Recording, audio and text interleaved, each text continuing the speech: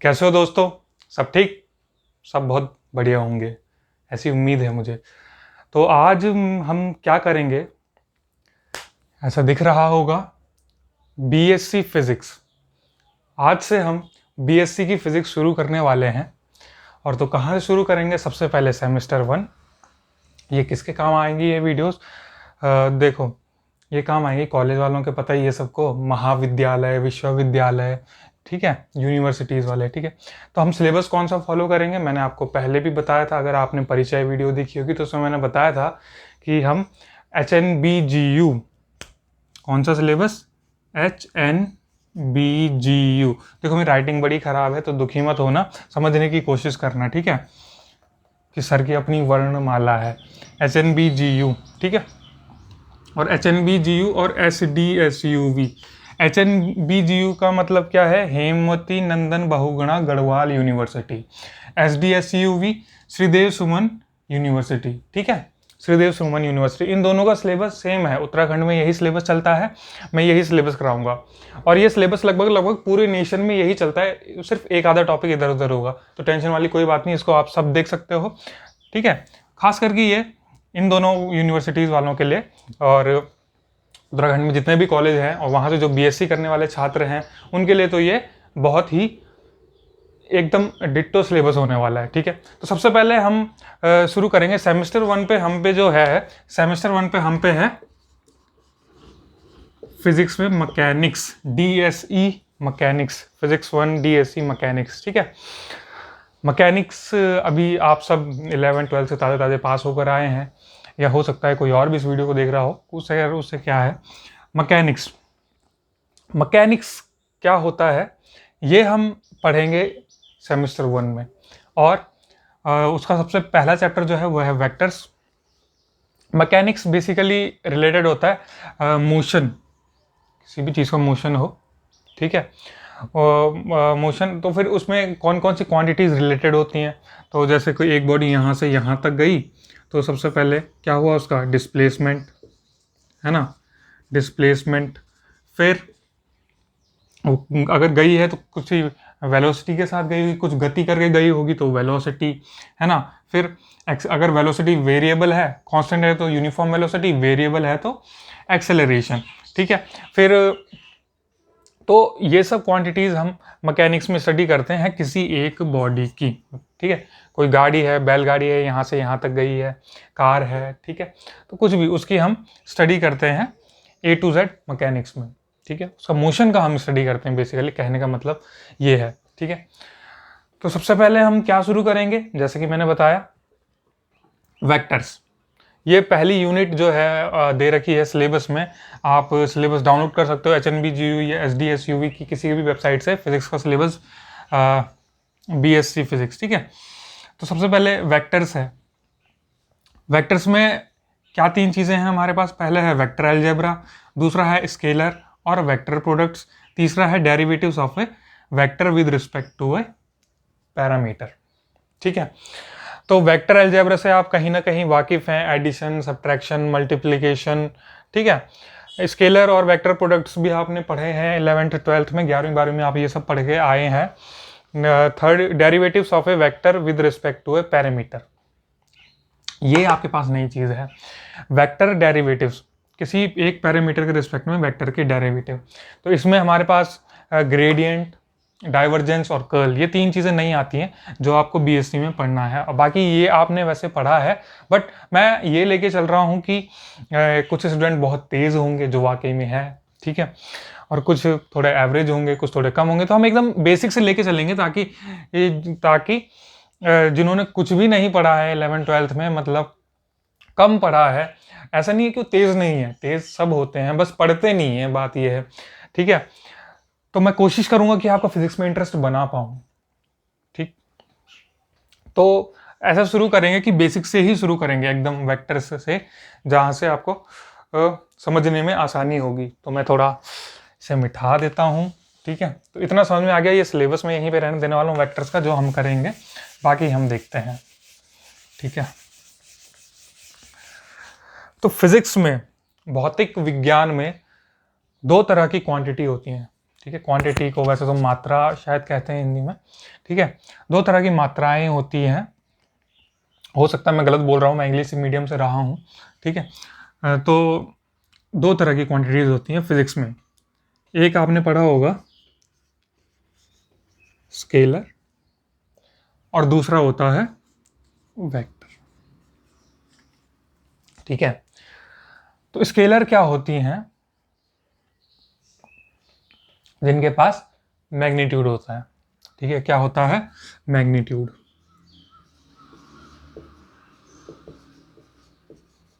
और वेक्टर्स क्या होती हैं? सर इनके पास भी मैग्नीट्यूड होता है। और क्या होती है इनके पास? सर डायरेक्शन आ जाती है साथ में, है ना। तो वेक्टर क्वांटिटीज वो क्वांटिटीज होती हैं। पहले तो स्केलर क्वांटिटीज कौन सी क्वांटिटीज होती हैं? स्केलर का सबसे बढ़िया example displacement. Oh no displacement नहीं, डिस्टेंस, ठीक है। अब हम गए दिल्ली से मुंबई, तो हमने कुछ दूरी तय की। क्या करी? दूरी तय की, ठीक है। दिल्ली से मुंबई, ठीक है। या फिर हम कहें कि हम गए देहरादून से हरिद्वार, तो हमने क्या तय की? कुछ दूरी तय की, ठीक है। सपोज 60 किलोमीटर, 50 किलोमीटर, तो इसको हम बोलते हैं डिस्टेंस। ये एक स्केलर क्वांटिटी है, ठीक है। और क्या स्केलर क्वांटिटी होती है? डिस्टेंस को अगर हम एक बार डिफ्रेंशिएट करें टाइम के रिस्पेक्ट में, तो हमें मिलती है स्पीड, ठीक है। Speed is equal to distance upon time, यानी कि हमने डिस्टेंस को टाइम के रिस्पेक्ट में एक बार डिफरेंशिएट करा, ठीक है। सर ये क्या बोल रहे हो? ये तुमने पढ़ा है, ठीक है। तो ये है हमारी डिस्टेंस, ये है हमारी स्पीड, ठीक है। वेक्टर में मैं क्या एग्जांपल दूंगा आपको? देखो वेक्टर में डिस्टेंस के जो सीधे सीधे हम चलते हैं तो डिस्प्लेसमेंट आता है जो एकदम डिस्टेंस के पैरेलल चलता है, और स्पीड में आ जाता है वेलोसिटी, ठीक। तो ये तो एग्जांपल है। तो इन दोनों फ़र्क क्या है भाई? हम चले डिस्टेंस, मैं 50 किलोमीटर चला हूँ मैं, ठीक है। मैं 50 किलोमीटर चला, ठीक है। और मैंने बोला मैं 50 किलोमीटर चला, अगर बोर्ड की तरफ देखें तो ये राइट की तरफ, ठीक है। या फिर क्या कर देते हैं, ईस्ट, वेस्ट, नॉर्थ, साउथ, ठीक है। डायरेक्शन को नाम दे देते हैं। अब देखो ये इस तरफ गया तो मैं 50 किलोमीटर चला टूवर्ड्स ईस्ट, ठीक है। 50 किलोमीटर टूवर्ड्स ईस्ट। यहाँ पे हमने क्या बोला? मैं सिर्फ 50 किलोमीटर चला। यहाँ पर हमने डायरेक्शन स्पेसिफाई नहीं करी है, यहाँ पे हमने डायरेक्शन स्पेसिफाई कर दी, ठीक है। जब हम मैग्नीट्यूड के साथ साथ डायरेक्शन भी बताते हैं तो वो क्वांटिटी हो जाती है वेक्टर। क्या यही दो परिस्थितियाँ या कंडीशन सफिशिएंट है किसी भी चीज़ को वेक्टर कहने के लिए? तो नहीं, बिल्कुल नहीं। अगर ये तुम्हारे दिमाग में है तो इसको हटा दो। ये ज़रूरी तो है, पर हमें एक और चीज़ चाहिए किसी भी चीज़ को वेक्टर बोलने के लिए। तो वो चीज़ क्या है? सोचो सोचो क्या है? हाँ, वो चीज़ है कि किसी भी क्वांटिटी को हम वेक्टर तब कहेंगे जब एक उसका कुछ ना कुछ मैग्नीट्यूड हो, कोई डायरेक्शन हो, और तीसरा वो लॉज ऑफ वेक्टर अलजेब्रा को फॉलो करता हो, ठीक है। किसी भी चीज़ को वेक्टर कहने के लिए नंबर 1 मैग्नीट्यूड, नंबर 2 डायरेक्शन, और नंबर 3 बहुत ही इंपॉर्टेंट जिसको सब स्किप कर जाते हैं कि उसको वेक्टर के लॉज फॉलो करना चाहिए, ठीक है। वेक्टर अलजेब्रा के जितने भी लॉ होते हैं उनको फॉलो करना चाहिए, तभी हम किसी क्वांटिटी को वेक्टर कहेंगे। अब ये वेक्टर की डायरेक्शन हुई कंप्लीट, ठीक है। अब देखो वेक्टर हम बोल तो रहे हैं, पर हम वेक्टर पढ़ते क्यों हैं? ठीक है, हम वेक्टर पढ़ते क्यों हैं? जब हम पे स्केलर्स थी तो हमें वेक्टर पढ़ने की ज़रूरत क्या है? ठीक है, तो अब जो हम पढ़ेंगे वो है, तो ये तुमने लगभग लगभग लिख लिया होगा। मैं ये सलाह दूंगा जो भी इन वीडियोस को देख रहा हो वो इनको लिख ले कहीं, ठीक है। आखिर में हमारे पास हो क्या जाता है, अगर हमारे पास, अगर हम ये लिखते नहीं हैं, वैसे तो बुक्स में सर सबका सब बुक में तो पढ़ा हुआ है, बट बुक्स तुम पढ़ते हो? बताओ मुझे। नहीं पढ़ते ना? पढ़ते भी होंगे, बट नोट्स का एक अलग ही मजा है। जो तुमने खुद के हाथ से बनाए हुए नोट्स है ना, वो तुम्हें याद रहता है। जैसे हम कुछ चीज़ लिखते हैं ना तो हमें याद रहता है। जैसे हम कुछ चीज़ करते हैं कि भाई मैंने उस दिन पप्पू हलवाई के यहाँ पार्टी करी थी, ठीक है, वहाँ नाचे थे, तो हमें ऐसी चीज़ें याद रहती हैं क्योंकि वो हमने एक्सपीरियंस करी है। तो जब हम लिखते हैं ना तो हमें वो चीज़ एक्सपीरियंस होती है, अनुभव करते हैं हम उस चीज़ को, तो हमें वो हमारी मेमोरी में कहीं ना कहीं बैठ जाती है। हालांकि हम उसे कुछ समय के लिए भूल सकते हैं, बट उसे रिवाइज करने की जरूरत पड़ सकती है। बट हम नोट्स बनाने का ये फायदा है कि आपको वो चीज़ें याद रहेंगी। अगर आपने खुद करा है तो आपके कंसेप्ट बनेंगे अच्छे से और आपको वो दिमाग में बैठेगी चीज़। इसलिए मैं आपको ये सलाह दूंगा कि आप नोट्स बनाएं ज़रूर। ठीक है सर, हम तो स्क्रीनशॉट ले लेंगे। सर हो गए नोट्स। अभी स्क्रीनशॉट ले तो लोगे, पर क्या चीज़ तुमने वो खुद लिखी है? इसलिए मैं ये सलाह दूंगा कि भाई लिख लेना और इससे तुम्हें नोट्स बनाओ अच्छे से, ठीक है। ठीक है, तो मैं अब आगे क्या बताने वाला हूँ, नीड ऑफ वेक्टर्स।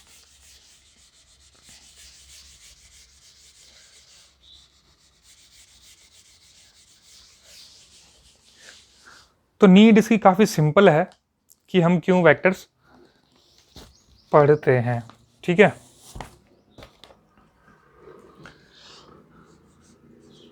अभी जैसा कि हमने इसी की डेफिनेशन में पढ़ा, परिभाषा में पढ़ा। देखो मुझे हिंदी भाषा से काफ़ी लगाव है, रुचि है, ठीक है। तो मैं अधिक से अधिक तो नहीं, बट जितना मुझे शब्द पता है उनको हिंदी में कहने की कोशिश करूँगा और इंग्लिश में भी दोहराऊँगा क्योंकि कुछ होते हैं जिनको नहीं आती है हिंदी समझ में इतनी, ठीक है। तो नीड ऑफ वेक्टर्स, वेक्टर की डेफिनेशन क्या है? सिंपल, कि भाई ऐसी क्वांटिटी, ठीक है, ऐसी क्वांटिटी जिसमें मैग्नीट्यूड हो, डायरेक्शन हो और वो वेक्टर अलजेब्रा के लॉ फॉलो करता हो, ठीक है, उसको हम वेक्टर कहते हैं। तो इसमें एक टर्म आया डायरेक्शन। तो सीधा सीधा नीड है वेक्टर की किसी भी जगह क्वांटिटी की डायरेक्शन स्पेसिफाई करने के लिए, to specify, SPECIFY, to specify direction, ठीक है। यही हमको ज़रूरत है वेक्टर्स पढ़ने की, कि अगर हमें किसी भी चीज़ की डायरेक्शन स्पेसिफाई करनी है तो हमें वेक्टर पढ़ना पड़ेगा, ठीक है। इसका एक सीधा सा एग्जांपल ले लेते हैं, ठीक है। वो डायग्राम आपको याद है, ईस्ट वेस्ट नॉर्थ साउथ, ठीक है। सपोज नॉर्थ की तरफ ये चला, कोई कोई आदमी है, वो नॉर्थ की तरफ चला, कोई लड़की है सपोज, ठीक है। अब लड़की सुनते ही तुम्हारा इंटरेस्ट बढ़ गया, सुंदर है ना, कैसी है? सुंदर है, बहुत सुंदर है, ठीक है। वो गई टक टक टक टक टक 5 किलोमीटर, ठीक है, नॉर्थ की तरफ। फिर वहाँ से ये है east direction, 5 kilometre towards north, और ये है 3 किलोमीटर टुवर्ड्स ईस्ट, ठीक है। 5 किलोमीटर गई नॉर्थ में और 3 किलोमीटर गई ईस्ट में, तो कितनी डिस्टेंस चली है? डिस्टेंस चली हो 5 और 3 कितना होता है? 8 किलोमीटर, ठीक है। अब बात करते हैं डिस्प्लेसमेंट की। देखो पहले तो डिस्प्लेसमेंट की डेफिनेशन यानी कि परिभाषा हमें परिचित होना चाहिए। डिस्प्लेसमेंट की डेफिनेशन क्या होती है? जहाँ से हमने शुरू किया और जहाँ पे हमने ख़त्म किया, उन दोनों बिंदुओं के बीच की सबसे कम दूरी या छोटी से छोटी दूरी, उन दोनों बिंदुओं के बीच जहाँ से हमने शुरू किया और जहाँ पे हमने ख़त्म किया, इनिशियल पॉइंट और फाइनल पॉइंट, ठीक है, के बीच की डिस्टेंस की शॉर्टेस्ट डिस्टेंस को हम कहते हैं डिस्प्लेसमेंट, ठीक है। तो यहाँ पे हमारा इनिशियल पॉइंट क्या था? यहाँ से उसने शुरू किया फिर वो यहाँ पे गई पॉइंट बी में, ठीक है, फिर बी से वो सी गई। तो यहाँ पे जो हमारा डिस्प्लेसमेंट होगा ना, वो ए टू बी और बी टू सी नहीं होगा, वो होगा ए से डायरेक्ट सी। ये है हमारा डिस्प्लेसमेंट, ठीक है। अब इसे निकालें कैसे? अब देखो यहाँ से वो 90 डिग्री पे टर्न हुई थी ना, तो इसका हमारा सिंपल सा रूल है, सिंपल सी थ्योरम है, एक पाइथागोरस थ्योरम, ठीक है।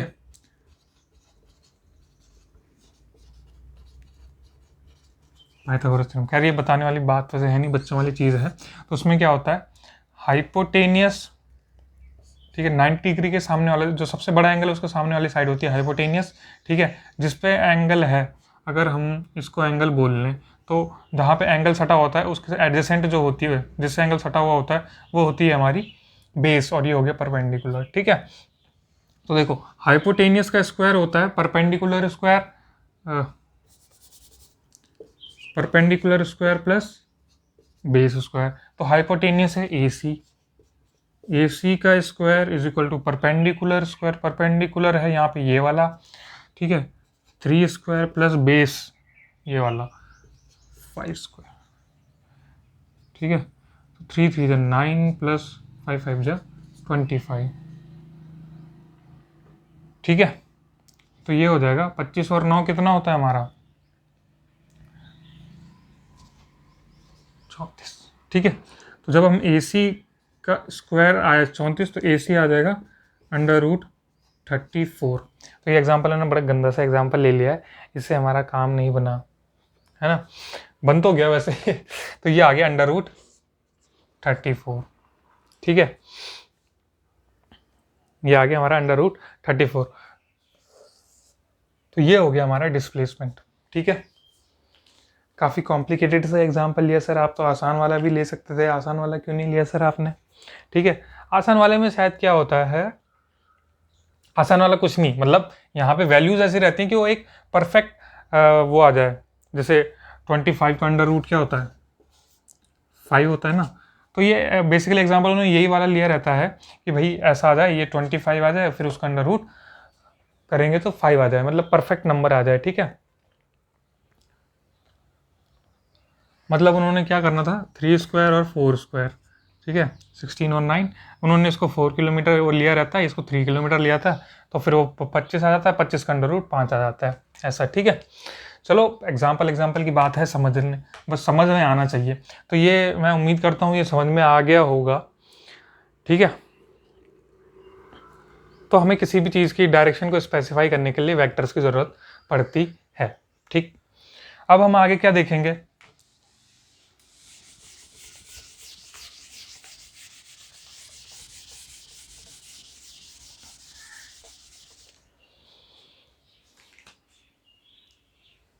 टाइप्स ऑफ वेक्टर, ठीक। आगे क्या देखेंगे, टाइप्स ऑफ वेक्टर। सर ये सब तो हमने पढ़ा हुआ है, क्यों बोर कर रहे हो,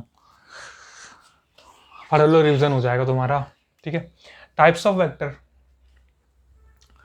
तो बहुत सारे होते हैं, ठीक है। एक वेक्टर ये है, एक वेक्टर ये है, तो ये दोनों वेक्टर क्या कहलाएंगे, इक्वल। क्या क्या इक्वल होता है इसमें, मैग्नीट्यूड और डायरेक्शन सेम, मैग्नीट्यूड इक्वल और दोनों सेम डायरेक्शन में होते हैं, ठीक है। फिर तो इसी में अन लगा दो, अनइक्वल में क्या हो जाएगा, ठीक, एक वेक्टर लंबा हो गया, डायरेक्शन सेम हो सकती है, अलग भी हो सकती है, ठीक है, डायरेक्शन सेम हो सकती है, अलग भी हो सकती है, और मैग्नीट्यूड होगा इसमें अनइक्वल, ठीक है। अनइक्वल वेक्टर्स की बात समझ में आई।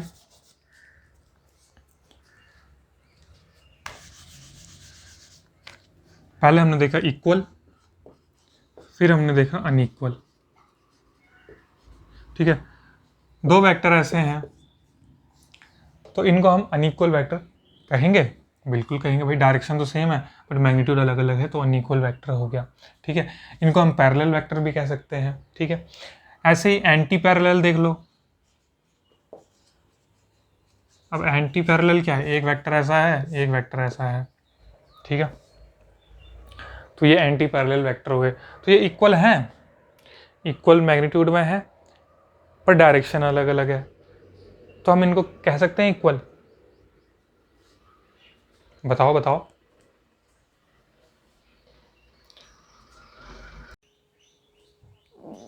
एंटी पैरेलल, ठीक है, तीन तरह के वेक्टर हमने देख लिए हैं, इक्वल, अनइक्वल। ठीक है, इन दोनों को हम पैरेलल भी कह सकते हैं और ये है एंटी पैरेलल। ठीक है, फिर एक वेक्टर ये होते हैं,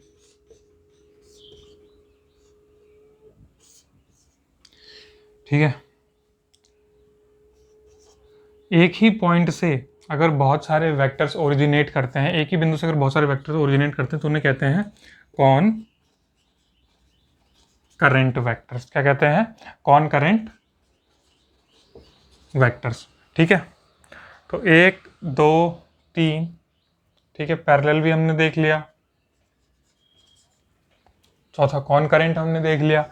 ठीक है, फिर देखो ये है एक एक्स एक्सिस वाई एक्सिस, ये एक प्लेन बन गया। ठीक है, इसमें मैंने बहुत सारे वेक्टर बना दिए, ऊपर नीचे दाएं बाएं कहीं भी, तो ये क्या हो गए, एक ही प्लेन में है तो को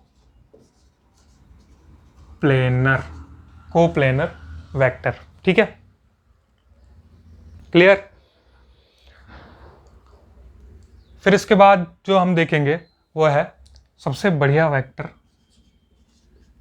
यूनिट वेक्टर। ओ सर क्या चीज हो गई ये यूनिट वेक्टर। यूनिट वेक्टर, बच्चों को काफ़ी चीज़ें कभी कभी समझ में नहीं आती, काफ़ी मुझे भी काफ़ी मिसकंसेप्शन था जब मैं खुद पढ़ता था। तो मैं बोला यूनिट वेक्टर यार ये क्या चीज़ है, ये अजीब सा, इतना अजीब सा, कैसे इसका फॉर्मूला याद करूं। ठीक है, अब आगे, अब देखते हैं यूनिट वेक्टर क्या होता है। किसी भी वेक्टर को जब हम दर्शाते हैं, हमने वेक्टर की डेफिनेशन पढ़ी है, दर्शाते हैं। यूनिट वेक्टर पढ़ने से पहले दर्शाने से याद आया रिप्रेजेंटेशन ऑफ वेक्टर। वेक्टर को कैसे रिप्रेजेंट करें, हर बुक में लिखा रहता है, कोई भी अक्षर है बुक में उनको बोल्ड करके लिखते हैं, BOLD, बोल्ड। बोल्ड मतलब थोड़ा ज़्यादा इंक उन पे छाप देते हैं, पैसा बहुत है ना उनके पास, तो ज़्यादा इंक उन पे छाप देते हैं वेक्टर को दिखाने के लिए। बट हम कहाँ पे एग्जाम में लिखते रहेंगे, घोटते रहेंगे, तो सिंपल नोटेशन जो है लिखने की वो है ये। ठीक है, कोई भी वेक्टर है उसके ऊपर एक छोटा सा एरो बना दो, वेक्टर लगा दो। ठीक है, तो इस तरीके से हम वेक्टर को दर्शाते हैं। ठीक है, अब देखो वेक्टर में ये चीज़ क्या है, ये जो वेक्टर का पिछला हिस्सा है ना, इसको हम बोलते हैं टेल। क्या बोलते हैं, टेल। और जहां पे एरो होता है इसको बोलते हैं हम वेक्टर का हेड। तीर देखा होगा तुमने, ये देख लो पॉइंटर। ठीक है, दिख रहा है, दिख रहा होगा। ठीक है, जहां से ये पॉइंट कर रहा है तो ये इसका हेड हो गया और ये पीछे इसका टेल। ठीक है, कुछ ऐसा ऐसा कुछ समझ लो। अब तो वेक्टर को ऐसे रिप्रेजेंट करते हैं। ठीक है, तो ये रिप्रेजेंटेशन ऑफ वेक्टर में ये है। किसी भी वेक्टर को हमें लिखना हो तो वेक्टर में मैंने बोला दो चीज़ें होती हैं, ये वेक्टर है, ठीक है, तो उसका कुछ ना कुछ मैग्नीट्यूड होता है, तो मैग्नीट्यूड के लिए हम मॉड्यूलस लगा देते हैं। ठीक है, तो कोई भी जब वेक्टर होता है ना, वो होता है उसका मैग्नीट्यूड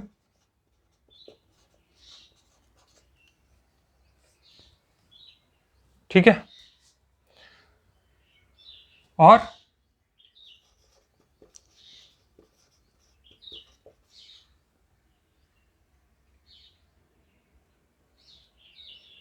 डायरेक्शन। ठीक है, लाइटिंग ठीक है। ठीक है, किसी भी वेक्टर को जब हमने लिखना है तो उसमें एक तो उसका मैग्नीट्यूड दिखना चाहिए और डायरेक्शन दिखनी चाहिए। डायरेक्शन कैसे दिखाएं, तो डायरेक्शन दिखती है यूनिट वेक्टर से। यूनिट वेक्टर को कैसे दिखाते हैं, ये हमारा वेक्टर है, इसमें हम पहना देंगे टोपी, एक है यूनिट वेक्टर का रिप्रेजेंटेशन ये है, ठीक है। तो कोई किसी भी वेक्टर को दिखाने के लिए हम ऐसे दिखाते हैं। ये हमारा है वेक्टर, फुल वेक्टर, जो भी हमारा फुल वेक्टर होगा उसमें मैग्नीट्यूड होगी और डायरेक्शन होगा, ठीक है। तो इसको हम ऐसे समझ लेते हैं, जैसे हमें यूनिट्स पढ़ते हैं, यूनिट पढ़ी थी ना हमने, जैसे मैंने लिखा कि मैं चला हूं 5 सेंटीमीटर या 5 किलोमीटर, है ना। तो ये क्या है, यूनिट। मैं 5 किलोमीटर चला, मैं कितनी डिस्टेंस चला, d is equal to 5 kilometre. तो 5 तो हो गया उसका मैग्नीट्यूड और उसके उतने टाइम्स, ठीक है, 1 किलोमीटर के 5 टाइम्स। तो वही कर रहे हैं हम यहाँ पे, ये है मैग्नीट्यूड और ये है उसकी यूनिट, एक तरीके से ये समझ लो। तो यूनिट वेक्टर हमें डायरेक्शन शो करता है, वेक्टर की डायरेक्शन शो करने के लिए हम यहाँ पे ए कैप लगा देते हैं। तो इस तरीके से हम किसी फुल वेक्टर को रिप्रेजेंट करते हैं। तो रिप्रेजेंटेशन ऑफ वेक्टर भी समझ आ गया होगा। अब हम डिस्कस कर लेते हैं यूनिट वेक्टर, ठीक है। देखो यहाँ पे थोड़ी जगह दिख रही है। अब जैसे कि मैंने बताया, ये नहीं चलिए देता हूँ, शायद दिख रहा है उसमें, ठीक है। तो मैंने बताया A vector is equal to mod A into A cap, इसको क्या पढ़ना है, ए कैप, ठीक है। तो अब देखो मुझे यूनिट वेक्टर निकालना है, तो ए कैप को मैं यहीं रखूंगा, ए वेक्टर के नीचे मॉड ए को ले जाऊंगा, तो ये आ जाएगा A vector upon mod A is equal to A cap, ठीक है, A cap.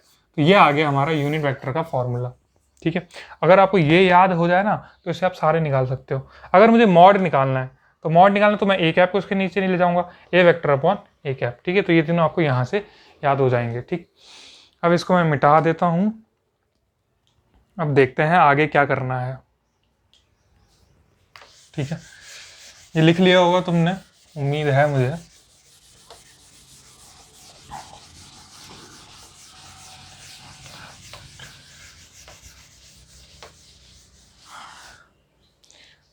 Representation of vector हमने कर लिया, ठीक। अब आगे इसमें क्या है, टाइप्स हमने देख लिए, रिप्रेजेंटेशन ऑफ वेक्टर करते हैं। हाँ, टाइप्स ऑफ वेक्टर में दो चीज़ें बहुत ज़रूरी रह गई हैं। ओवरऑल तरीके से हम वेक्टर को दो तरह से करते हैं, पोलर वेक्टर और एक्सियल वेक्टर, ठीक है। ये जो हम अभी तक वेक्टर्स देख रहे थे ना, सिंपल वाले, इनको हम पोलर वेक्टर कह सकते हैं, ठीक है। अब देखो, इसको हम हेड तो कहते ही कहते हैं, हेड के साथ टिप भी कह सकते हैं, ठीक है। एक्सियल वेक्टर देखो, एक्सियल वेक्टर क्या होता है, जो किसी ऑब्जेक्ट की एक्सिस पे होते हैं, ठीक है। मान लो ये बनाया मैंने एक डिस्क, ठीक है, ठीक है। तो इसकी एक्सिस ये है। अब जो वेक्टर इसके एक्सिस पे होगा उसको हम क्या कहेंगे, एक्सियल वेक्टर। इसका सिंपल सा एग्जांपल है एरिया वेक्टर, ठीक है। ये डिस्क है कोई, इसका जो एरिया होगा, है ना, तो उसका एरिया वेक्टर ये होगा, ऊपर को या नीचे को, कहीं को भी, ठीक है। वैसे हम कोई अगर 3 डायमेंशनल सरफेस है तो उसका एरिया वेक्टर उसके 90 डिग्री पे लेते हैं और आउटवर्ड फ्रॉम द सरफेस लेते हैं, ठीक है। तो ये ले लिया एरिया वेक्टर। तो इसको हम क्या कहेंगे, जो एक्सिस से पास कर रहा है ये एक्सियल वेक्टर, ठीक है। एक्सियल वेक्टर की डायरेक्शन निकालने के लिए हम राइट हैंड थंब रूल का इस्तेमाल करते हैं, ठीक है। अब बात आती पोलर वेक्टर की।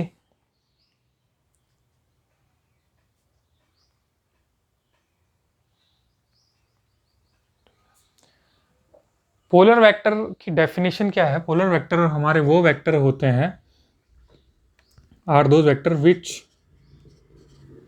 Have a point of application. इनमें हमारा एक पॉइंट ऑफ एप्लीकेशन होता है। एक्सियल वेक्टर में होता है पॉइंट ऑफ एप्लीकेशन में नहीं, एक्सियल वेक्टर में कोई पॉइंट ऑफ एप्लीकेशन नहीं होता है, ठीक है। इसी को हम स्टार्टिंग पॉइंट भी कहते हैं, स्टार्टिंग पॉइंट, ठीक है। मुझे फोर्स लगानी है बोर्ड पे, तो मैं इसको यहाँ से दबा रहा हूँ, तो ये इसका पॉइंट ऑफ एप्लीकेशन हो गया, जहाँ पे मैं दबा रहा हूँ ये इसका पॉइंट ऑफ एप्लीकेशन हो गया, ठीक है। बट एक्सियल वेक्टर वो वेक्टर होते हैं जिनमें कोई पॉइंट ऑफ एप्लीकेशन नहीं होता, इनमें कोई स्टार्टिंग पॉइंट होता ही नहीं है, ठीक है। तो which do not have a point of application और starting point are called axial vectors, ठीक है। अब ये भी आ गया समझ में, रिप्रेजेंटेशन हमने देख लिया, यूनिट वेक्टर हमने देख लिया। हाँ, अब देखेंगे यूनिट वेक्टर को हम, किसी वेक्टर को हम कैसे लिखते हैं, जैसे मैंने बताया ही था, ये हमारा ए वेक्टर है, ठीक है। अगर ये 3 डायमेंशनल है तो हम कैसे लिखेंगे इसे, एक्स, अरे यार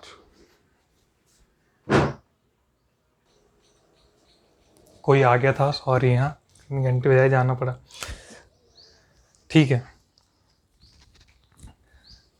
तो हम कहाँ से शुरू करने वाले थे, यूनिट वेक्टर लिख रहे थे हम कार्टेशियन कोऑर्डिनेट्स में। कार्टेशियन कोऑर्डिनेट क्या होते हैं पता ही है तुम्हें, एक्स वाई जेड, ठीक है।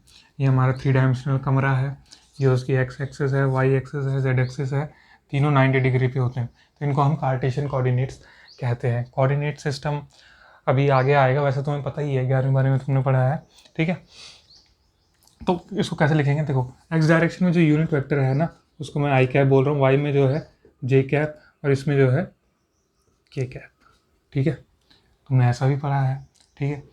बुक एक है ग्रिफिथ, डीजे ग्रिफिथ, बहुत ही नामी बुक है, उसमें एक्स कैप, वाई कैप और जेड कैप को ही यूनिट वेक्टर्स लेते हैं, ठीक है। तो तुम्हारी मर्जी है, जौन सा तुम्हें अच्छा लगे, ठीक है। एक बात एक ही है, यूनिट वेक्टर का काम क्या है, यूनिट वेक्टर को मैंने बता तो दिया, बट उसका मकसद नहीं बताया। यूनिट वेक्टर जैसे हर एक इंसान किसी एक मकसद के लिए पैदा होता है, ऐसे यूनिट वेक्टर पढ़ने की क्या ज़रूरत है, उसका क्या मकसद है, उसका मकसद ये है, यूनिट वेक्टर जो है डायरेक्शन दिखाता है, पथ प्रदर्शित करें प्रभु, यूनिट वेक्टर ही है जो उनका पथ प्रदर्शित करता है, या हमको हमारा पथ प्रदर्शित करता है कि ये वाला डायरेक्शन, कि इस वेक्टर की डायरेक्शन क्या है। तो यूनिट वेक्टर का एक ही मकसद है, एक ही ज़िंदगी में, कि वो डायरेक्शन दिखाता है, ठीक है। इसे लिख लेना, टू शो डायरेक्शन, ये है बहुत ज़रूरी, एम ऑफ यूनिट वेक्टर या सोल पर्पस, ठीक है। एम ऑफ यूनिट वेक्टर ये है टू शो डायरेक्शन, ठीक है। तो इसको हम ऐसे लिखेंगे, ये वेक्टर एक्स आई कैप प्लस वाई जे कैप प्लस जेड के कैप, ऐसे हम यूनिट वेक्टर को दिखाते हैं कार्टेशियन कोऑर्डिनेट्स में, ठीक है। अब फटाफट से देख लो मैं इसमें आगे और क्या क्या क्या क्या क्या लिखा है मैंने, क्या क्या कराने के लिए लिखा है, ठीक है, ठीक। तो ये वेक्टर कैसे दिखेगा हमको, ये कोई वेक्टर ऐसा रहा होगा यहाँ पे बीचों बीच, है ना, कुछ इस तरीके से, ठीक है। तो मान लो इसके हिसाब से ये बोर्ड जो, अगर ये वाली लाइन है, ये वाई एक्सिस है, ये जेड एक्सिस है, और एक्स एक्सिस यहाँ से ऐसे ऐसे, ये है एक्स एक्सिस, ये है वाई एक्सिस, और ये है जेड एक्सिस, ठीक है। और वो वेक्टर यहाँ से ऐसे उठ के बीचों बीच आ रहा है, ठीक है। ये वेक्टर जो ऐसे बीचों बीच उठ के आ रहा है, तो उसके 3 कंपोनेंट हो गए, ठीक है। तो यहाँ से हम इसको ऐसे खींचेंगे, फिर यहाँ से ये ऐसे, और यहाँ से ऐसे, ठीक है।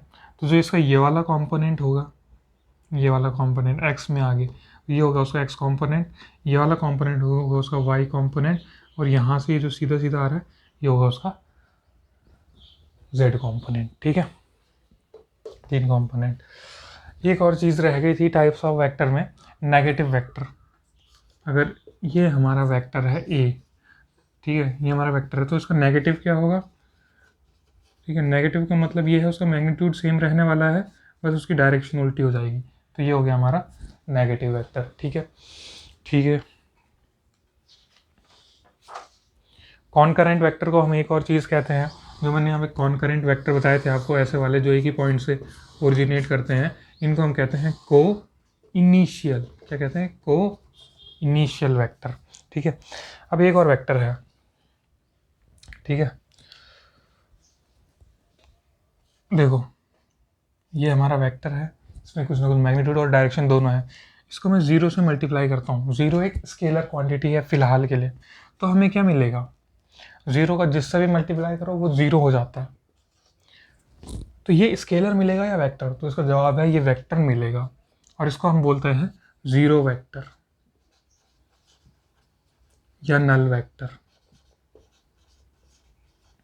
ठीक है, इसका हम ऐसे भी समझ सकते हैं, एक वेक्टर है जैसे ये, ठीक है, ये वेक्टर है, मान लो 2 किलोमीटर टूवर्ड्स, 2 किलोमीटर हम इस डायरेक्शन में गए, ठीक है, फिर इसी पॉइंट से हम 2 किलोमीटर इस डायरेक्शन में गए, ठीक है। तो इस पॉइंट पे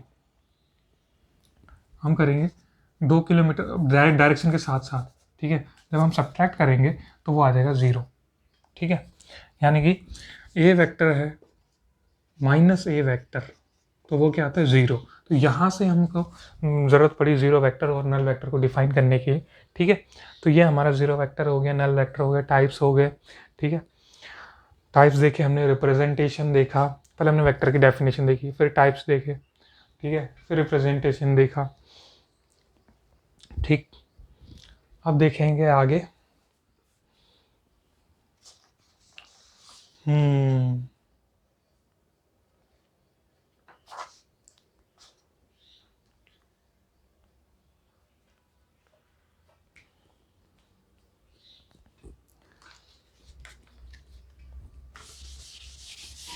ये हमारा वेक्टर है, ठीक है। अब हम किसी वेक्टर का मैग्नीट्यूड कैसे निकालें, इसका मैग्नीट्यूड कैसे निकालें, ठीक है। तो इसका मैग्नीट्यूड निकालने का जो फॉर्मूला है वो है ये, under root x square plus Y square plus Z square. ये क्यों है इसका फॉर्मूला, तो ये हमें कार्टेशियन कोऑर्डिनेट या जो हमारे 3 डायमेंशनल एक्सेस हैं इससे समझ में आ जाएगा, एक्स वाई जेड, ठीक है। मैग्नीट्यूड निकालने की बात कर रहे हैं, ठीक है। अब देखो, मैंने बोला ये ऐसा होगा और यहाँ से ये ऐसे नीचे को आएगा, ठीक है। ये मैंने समझा दिया कि ऐसा था, और यहाँ से भी ये वेक्टर ऐसा निकल रहा है टेढ़े में, ठीक है। तो वो यहाँ कहीं नीचे होगा, है ना। तो इसको मैं यहाँ से ज्वाइन कर लेता हूँ। तो अब देखो, ये क्या है, ये है y, और ये क्या है, ये वाला, ये है x। तो ये क्या होगा, ये हो जाएगा under root x square plus Y square, Pythagoras theorem से, ये under root x square plus Y square. और यहाँ से ये जो यहाँ से यहाँ तक की दूरी है, ये क्या हो जाएगी z, ठीक है। अब under root x square plus Y square, और ये तो ये आ जाएगा पाइथागोरस थ्योरम से under root x square plus Y square का whole square plus Z square, ठीक है। तो ये आ जाएगा, ये हम ये निकाल रहे हैं, ये जो वेक्टर है ना ए वेक्टर, ये हम इसका मैग्नीट्यूड निकालने की कोशिश कर रहे हैं। तो ये आ जाएगा हमारा A is equal to X square plus Y square plus Z square, ठीक है। ये ए स्क्वायर है पाइथागोरस थ्योरम से, है ना, ये हाइपोटेनस का स्क्वायर, ठीक है, ये परपेंडिकुलर मान लो, ये बेस मान लो, ठीक। तो ये आ जाएगा, अब ए निकालेंगे तो स्क्वायर जब उधर जाएगा तो under root x square plus Y square plus Z square, ये इस तरीके से आया है, ठीक है, मैग्नीट्यूड। तो ये हो गया हमारा मैग्नीट्यूड ऑफ वेक्टर। तो ठीक है दोस्तों, अब मैं इस वीडियो को ज़्यादा बड़ा नहीं करने वाला हूँ, ठीक है। अब जो भी होगा अगली वीडियो में होगा, फ़िलहाल के लिए इतना है तुम्हारे लिए। उम्मीद करता हूँ कि तुम्हें ये पसंद आया होगा। मैंने पूरी कोशिश करी है अपनी पढ़ाने की, ठीक है। तो मिलेंगे अगली वीडियो में, खत्म, tata bye bye goodbye गया।